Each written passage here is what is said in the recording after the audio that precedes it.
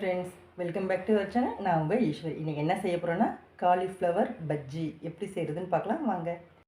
இது போல் இலையெல்லாம் கட் பண்ணி ஃபஸ்ட்டு நம்ம எடுத்து பீஸ் போட்டுப்போம். அப்புறம் வெந்நீரில் போட்டு ஓரளவு கைப்பு இருக்கும் இல்லையா, அந்த சூடு வெந்நீரில் போட்டு நம்ம இதை கொஞ்சம் க்ளீன் பண்ணிக்கலாங்க. எவ்வளோ பெரிய பீஸ் வேணுமோ அந்த அளவுக்கு நீங்கள் பிச்சுக்கோங்க. இவ்வளோ பெருசு இருந்தாலும் பரவாயில்ல. இதையே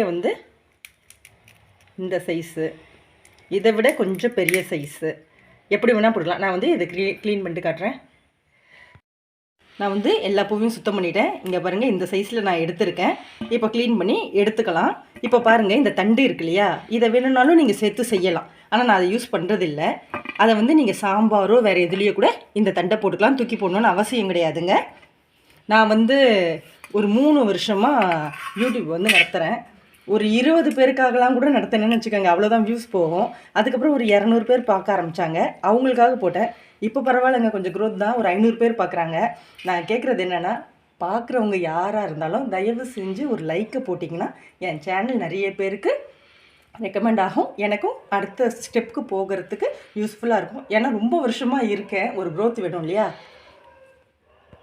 ஆன் பண்ணி ஒரு பாத்திரத்தில் தண்ணி வச்சுக்கோங்க. தண்ணி வச்சுட்டு உப்பு சேர்த்துக்கோங்க. தண்ணி கை பொறுக்கிற சூடு வரட்டும். இப்போ இந்த ஸ்டேஜில் காலிஃப்ளவரையும் போட்டுடலாம். அதில் இருக்க பூச்சிலாம் வந்துருங்க. கொஞ்சம் நல்லா சூடாகட்டும். இப்படியே ஒரு 5 நிமிஷத்துக்கு அப்புறம் அந்த காலிஃப்ளவர்லாம் தனியாக எடுத்து தண்ணி இல்லாமல் வச்சிடலாம். இப்போது தனியாக எடுத்துடலாம். இதுக்கப்புறம் நம்ம மசாலா ரெடி பண்ணிடலாங்க.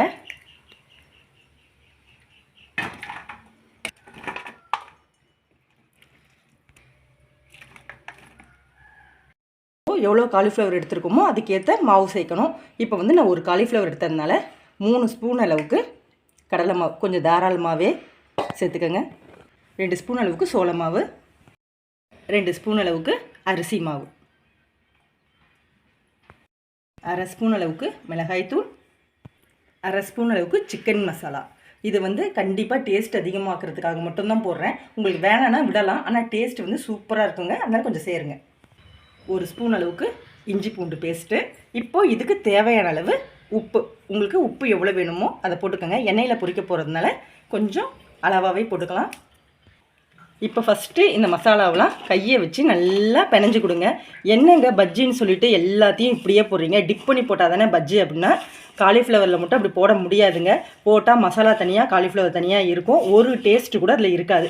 இப்படி நம்ம கலந்து வச்சு ஒரு 10 நிமிஷம் அப்படியே ஊற வச்சிடலாம்.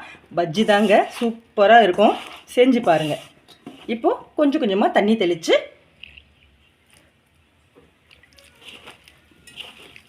பிணைஞ்சிக்கலாம்.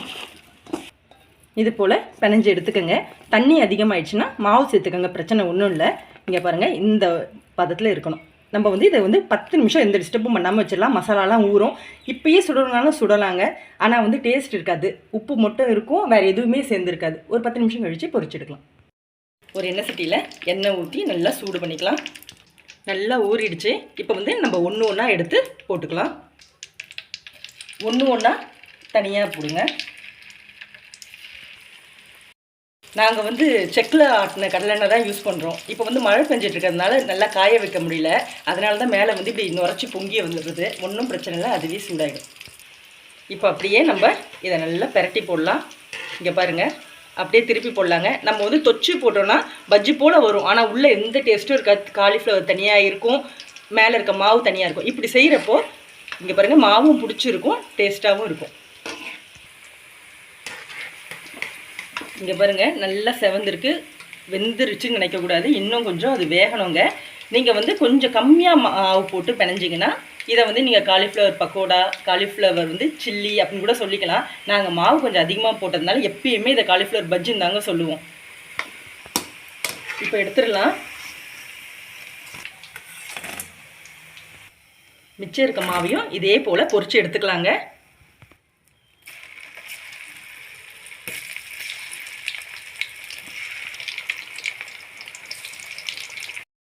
இங்கே பாருங்கள், நான் சொன்னது கரெக்ட் தானே. இங்கே பாருங்கள், ஃபுல்லாக கோட்டிங் ஆகிருக்கு. பஜ்ஜி இப்படி தானே இருக்கும். பஜ்ஜி மாவு போல் டிப் பண்ணி போட்டாக்கா டேஸ்ட்டே வராதுங்க. இப்போ வந்து நான் உங்களுக்கு நிறைய ரெசிபி சொல்லியிருக்கேன், நான் செய்கிறத காட்டியிருக்கேன், இப்படி செய்யுங்கன்னு சொல்லியிருக்கேன். உங்களுக்கு ஒன்று கூடவா பிடிக்கல? பிடிச்சிருந்தா தயவு செஞ்சு லைக் பண்ணுங்கள், எனக்கு சப்போர்ட் பண்ணுங்கள். ஸ்கூல் விட்டு பிள்ளைங்க வந்தாக்கா இந்த ஸ்நாக்ஸ்லாம் வந்து ஈஸியாக செய்கிறது தாங்க. பிடிச்சிருந்தா லைக் பண்ணி சப்ஸ்கிரைப் பண்ணுங்கள். பாய்.